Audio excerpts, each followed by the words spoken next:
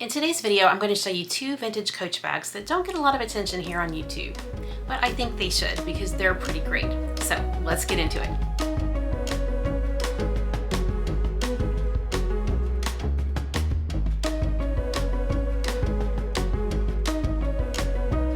Hey everybody, if you're new, I'm Eva and I love bags, especially vintage Coach bags. Every time I get a new style to try, it just makes me love vintage Coach even more. So here are the bags that confirm my love for vintage Coach even more and more.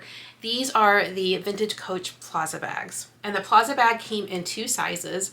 The green one here is the larger of the two, and this brown one is the smaller. I'm going to show you the details of these bags, the possible pros and cons, and then I'm going to compare them to other more popular vintage Coach styles so you can see the similarities or differences. And then at the end of the video, I'm going to talk about the straps that came with these bags, and show you other straps that I've been using that I like even better. These bags are from the 80s. In my research, I learned that the larger model was released first. It was released in 1988. And this smaller version was released in 1989. Both of these bags were made in the United States. The creeds do not indicate the style number, but rather a registration number. But Coach did have style numbers assigned, and we know that by looking at the older catalogs. The style number for the larger Plaza bag is 9865, and the style number for this smaller Plaza bag is 9860. This top handle is like the Court in that it can be pushed down or raised up. Of course, this top handle is not going to go, like in the crook of your arm or anything, but it's really nice to grab in terms of like, getting in and out of your car and things like that. I was wearing this bag on St. Patrick's Day. I got a lot of compliments on it, by the way, when I was out. And I put this little pink charm on here because pink and green just makes me feel springy. The bag did come with its original hang tag. And what's interesting is that this is one of those one-sided hang tags. So it's just the suede on the back. I really liked the curved shape of the flap here. And of course, it has the classic turn lock. When we turn it around, you can see that the D-rings are here on the side for the strap. And there is this huge back pocket. Look how big this is. It's massive.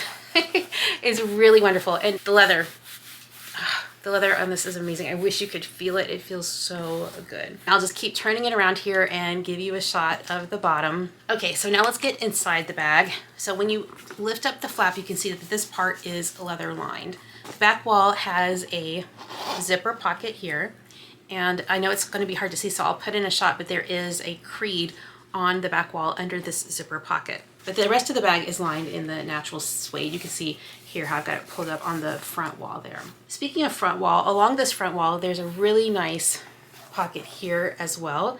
It's very spacious and easy to use. So it's a very simple design, but it is so effective. Now I was just using this smaller bag yesterday, so it's still packed up. But before I show you the details of this bag, I wanted to talk about the color. The best I can guess is that it's the color putty, because it's not quite as orange as a British tan. So I've been looking at some of the old catalogs to figure out the best match for this, and that's what I've landed on. But if you think it might be stone or another similar color, then let me know in the comments below. The smaller bag has exactly the same features. It also has this really nice pocket on the back. Obviously it's a little bit smaller than the larger model, but it's still plenty of room for one of these big phones. So this is a Pro Max phone. By the way, we got new phones yesterday, and it was a process, but I do like the pop socket that goes on here. So you can see that it fits in there easily. I'll just show you real quick what I've got packed in this bag. I have some hand sanitizer, wallet, medication pouch, another small wallet for cash, car keys. I have some readers on the side here, and also my mini pochette. And I love how this looks with this color. I think it's so pretty. And then this front pocket is just a really good place to put receipts or, little things out of the way that you don't want to be in the main body of the bag. I don't have anything in the back zipper pocket, but I did want to mention that the creed is also in the same placement on this bag, and I'll insert a photo. Okay, so now I'm going to list some pros and cons of the Plaza style bag.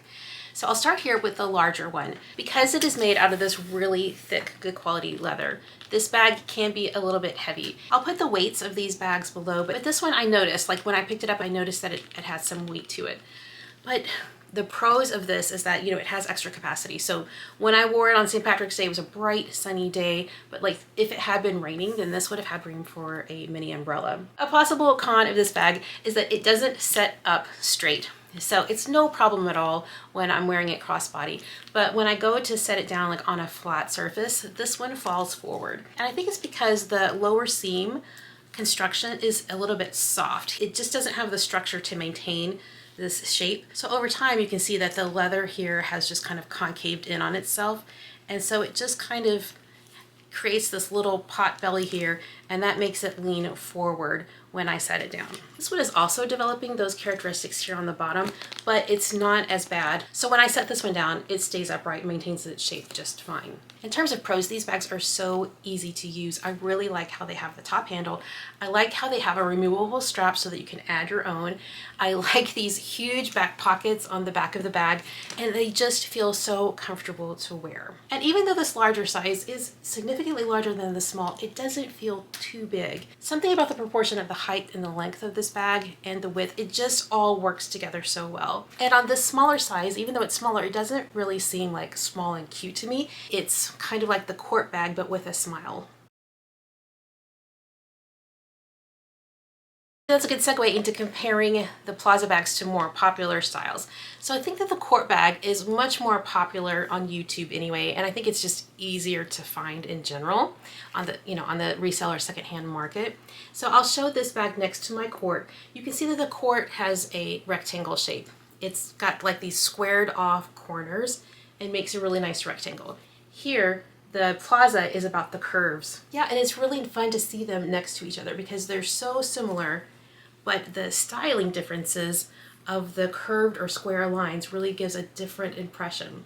They both are very functional. They have great back pockets. They have the same kind of handle design here. Let me show you. Yeah, the handle is like exactly the same. So they really have more in common than not, but the lines of the bag really make a big difference. And I thought a good comparison for the larger Plaza bag would be the Coach City bag. The Coach City bag is very popular. A lot of people have them in their collections. It's just like a classic flat bag from Coach. Also has a big back pocket on the back. The City bag does not have a removable strap, so I've got mine tucked in right now. In my experience, they have a very similar capacity. The City is a little bit wider, but the Plaza is a little bit taller. And of course, the Plaza has the top handle. And I forgot to mention here, I've got my butterflies cascading down from the side of the City bag, just trying to spring up my bags a little bit, even on the darker ones. Okay, now let's talk about the straps that come on the Plaza bags. The strap is removable, but in this case with the Plaza, it is not adjustable. Using my kitten measuring tape, so the strap drop here is 42 inches, and that still works for me. I'll show you a mod shot here. But I do like to change things up a little bit. This is the strap that I normally wear with my court bag because the leather trims look, I think, really good with the British tan. The brown leather doesn't match perfectly here on the putty. More or less, you're just seeing some brown tones with some gold thread and with this little yellow orange coach here. So I think in general it goes fine. But for me, this is more comfortable, so that's why I like to wear the web straps. And here's the strap that comes with the larger Plaza bag. Now, I assume that this is the original strap. When you buy things secondhand, you don't know if someone has switched out a strap from their Willis or their Court or who knows what. But do notice the difference here in that this hardware has the lobster claw, whereas this hardware was just slightly different with a dog leash design to it. So again, this is not adjustable, but it has the same drop as the smaller Plaza, which means that because this one is a little bit taller, it just sits a little bit higher on the body, which is fine with me. It doesn't bother me at all. It actually feels very proportionate and fits well that way. I've really been enjoying trying other straps with this green Plaza. So this is the one that I tried first. Now I got this secondhand, so I can't comment about, the specific details, but it is a Coach strap, and I think it was some kind of artist collaboration. If you know more, then please put it in the comments below. So when I put this bag on with this large strap, it just feels like a dream. I really love it. And I'll put in a mod shot of me wearing it this way when I was out shopping. And I've also been really having fun with this web strap from Coach. These came out a few years ago on their camera bags, and they were really, really popular. The webbing on this material is so soft. But you can see that it has the green leather trim, and this has also been really fun for me to wear. And then we'll end with just a few notes here about the charms. So this is a tea rose cluster charm from Coach. It has, you know, a little bit of a different variation of the pinks in there.